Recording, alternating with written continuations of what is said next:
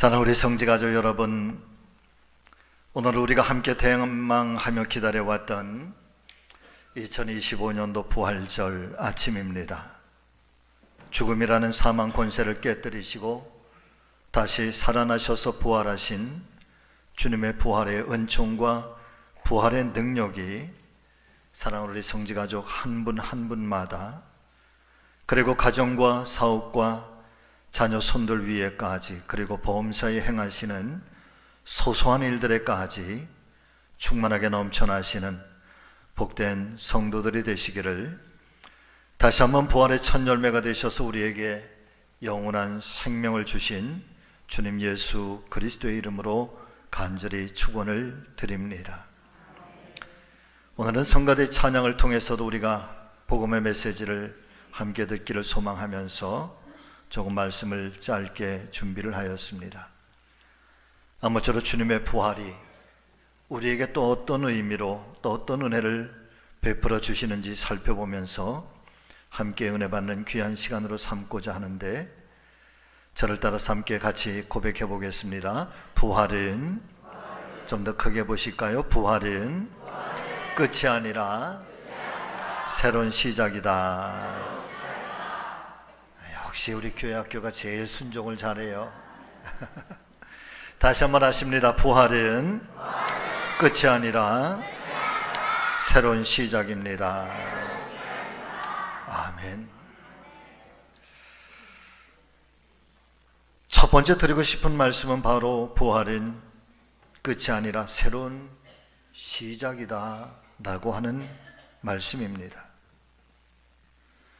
여러분, 부활의 신앙은 저와 여러분들에게 있어서, 또한 우리가 믿는 기독교 신앙의 모든 성도들이라고 한다면, 이 부활의 신앙은 믿음의 핵심이고, 또 우리 신앙의 가장 절정의 고백이 바로 예수 그리스도 다시 살아나셨다라고 하는 이 고백인 것입니다.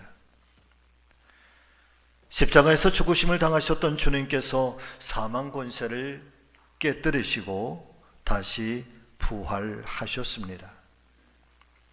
이것은 과거에 일어났던 단순한 역사적 사건이 아니라 지나온 인류의 모든 역사와 시간과 사람들에게 그 삶의 근본을 바꾸어주는 복음의 핵심인 것입니다. 사랑하는 성도 여러분, 세상 사람들은 죽음을 끝이라고 생각을 합니다. 무덤은 종착지요, 모든 것이 멈추는 자리라 말합니다.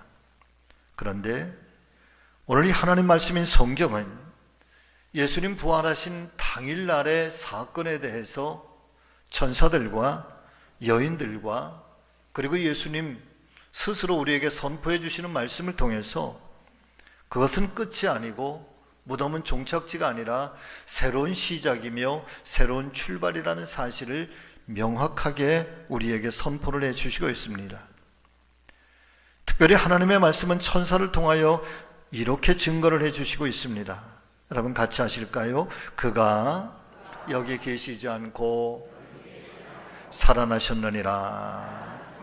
아멘.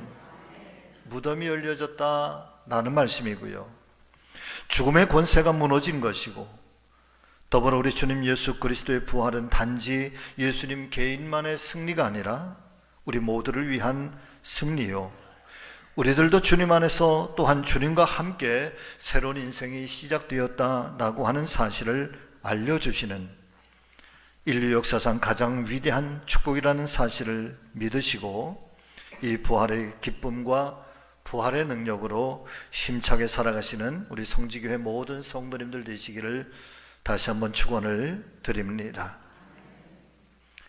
두 번째, 부활은 무서움에서 기쁨으로, 그리고 절망에서 소망으로 바꿔주시는 능력이 있습니다. 오늘 말씀을 보면은 마리아와 다른 마리아가 무덤으로 향하면서 얼마나 두려움에 가득 차 있었을까요? 그들의 마음에는 절망과 혼란이 가득하였을 것입니다. 하지만 부활하신 예수님을 만난 그 여인들의 마음과 표정이 어떠하였습니까?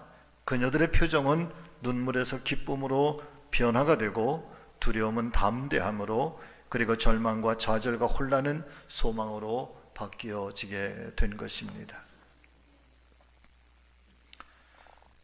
저의 개인적인 신앙의 간증과 고백이 있다고 한다면, 저는 세례받는 그날의 그 감동을 지금도 제 안에 깊이 간직하고 있습니다. 6학년 때쯤 처음 교회를 나가보고, 그리고 한 3년 정도 또 안 나가다가 중학교 2학년쯤 나갔는데, 나가는 순간부터, 나가는 그날부터 굉장히 큰 마음에 감동이 있고 은혜를 받게 됩니다. 급기야는 중학교 3학년 때 하나님 앞에 손을 들고 서원을 하지요. 주님, 그때에 처음 드렸던 서원의 첫 기도가 여러분 이런 기도였습니다. 주님, 제 목숨을 원하십니까? 몇 살 때? 중학교 3학년 때. 주님, 제 목숨을 원하십니까? 제 생명을 원하십니까? 원하시면 드리겠나이다. 저를 주의 종으로 세워주시옵소서. 이게 중학교 3학년 때 하나님 앞에 서원하던 그날 밤의 기도였었습니다. 그런데 아쉬운 것은 그때까지도 제가 세례를 받지를 못했습니다. 물론 세례받기를 간절히 원했지만 뜻하지 않게 이렇게 저렇게 세례를 받지 못하다가 고등학교 2학년이 돼서야 세례를 받게 되는데, 그날은 다른 사람들이 이미 세례를 다 받고 난 이후에, 지금은 이제 소천하셔서 하나님 곁에 계신 원로 목사님 김재규 목사님이 저를 따로 부르십니다. 고등학교 2학년인데 제가 교회학교 선생이었으니까, 백 선생 왜 세례를 안 받나? 아무 대답도 못하고 어쩌다가 이렇게 받지 못하게 되었습니다. 그랬더니 돌아오는 주일날 세례식을 행하자 그러시면서 주일날 11시 예배 때 저 혼자만 따로 부르셔서 세례식을 행하시게 된 것입니다.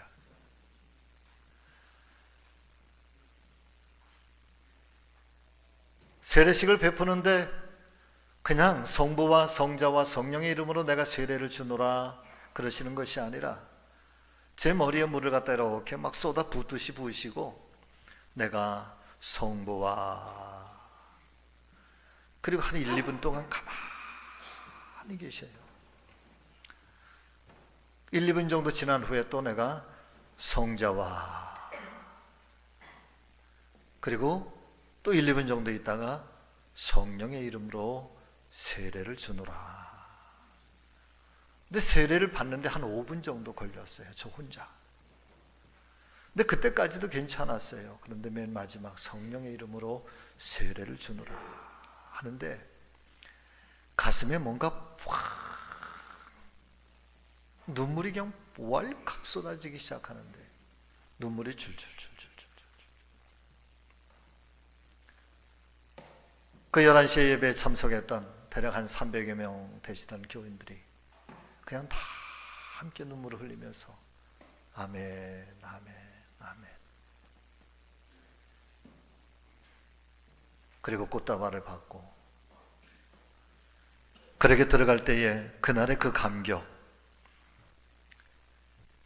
그 이후에 저도 세례식을 베풀 때에는 그냥 성부와 성자와 성령의 이름으로 세례를 주노라 그러지 않고, 성부와, 그리고 조금 기다렸다가 성자와 성령의 이름으로, 그리고 그 피가 마음속에 큰 증거됩니다. 찬양을 부르면서 세례를 베풀면서 제가 세례 받던 그날을 상기하며 저도 함께 은혜를 얻게 되는 것 같습니다.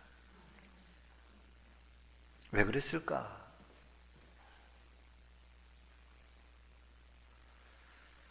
지금도 이렇게 돌아보면은 제 그때의 젊은 학생 시절에 굉장히 우울했던 것 같아요. 굉장히 절망적이었던 것 같아요. 그러다가 예수 그리스도를 만나고 복음을 만나고 그러면서 정말 미친 듯이 예수님을 믿고 미친 듯이 교회를 찾아가고 하나님 앞에 매일 하루에 서너 시간씩 꼭 기도하면서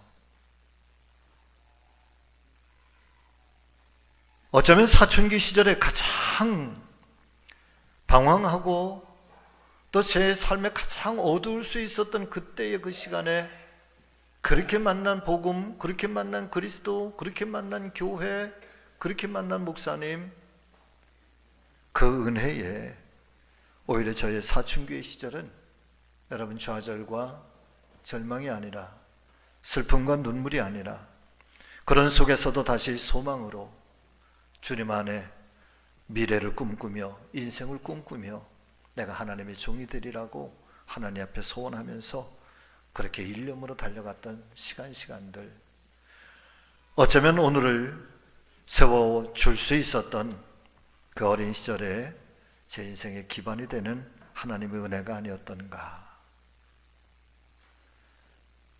어쩌면 저와 여러분 모두에게도 그렇게 무소음의 시간들, 때로는 좌절의 시간들, 때로는 고통의 시간들 누구나 다 계셨으리라 사료가 됩니다. 그러나 사랑하는 성도 여러분들이요, 그때에도 이겨낼 수 있는 힘은 어디에서 오셨습니까? 그때에도 극복하고 다시 용기를 낼 수 있었던 그 힘과 그 소망은 어디에서 생겨난 것입니까? 그것은 바로 우리 주님의 은혜였고 하나님께서 우리에게 베풀어 주셨던 사랑이었기 때문인 줄로 믿습니다. 재미있는 이야기 중에 어느 시골에 이제 늘 혼자 사시는 할머니 한 분이 있었습니다. 할머니는 매일 적적하시고 외로우셔서 하늘을 보며 이렇게 중얼거리곤 하셨다 합니다. 내 인생은 너무 어두워 별빛조차 보이지 않아. 그런데 어느 날 그 마을의 작은 교회에 젊은 목회자가 부임하게 되었고 할머니를 찾아와서 이렇게 말을 했습니다. 할머니, 별은 낮에 보이지 않지만 밤이 되면 더욱더 빛나지요.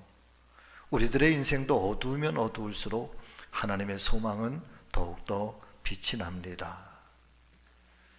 그 말을 들으신 할머니는 고개를 끄덕이시면서 그날 이후 교회를 나오시게 됐는데 교회를 나오시면서 늘 활짝 웃으시며 이렇게 이야기를 했다고 합니다. 여러분 같이 하시죠. 지금은 별이 빛나는 시간이야. 할렐루야. 지금은 별이 빛나는 시간이다. 그렇습니다. 주님의 부활의 은총은 저와 여러분들의 인생이 가장 어두울 때 오히려 더욱더 밝게 빛나는 소망이 되어 주신다는 사실을 믿고 늘 기쁨과 소망으로 주님 바라보며 살아가시는 우리 성지가족들 다 되시기를 진심으로 축복하며 기도합니다. 세 번째 부활은 그 주님은 앞서가시면서 우리를 인도해 주십니다. 오늘 말씀의 천사는 이렇게 전해주시고 있습니다. 예수께서 너희보다 먼저 갈릴리로 가시나니 거기서 너희가 배우리라.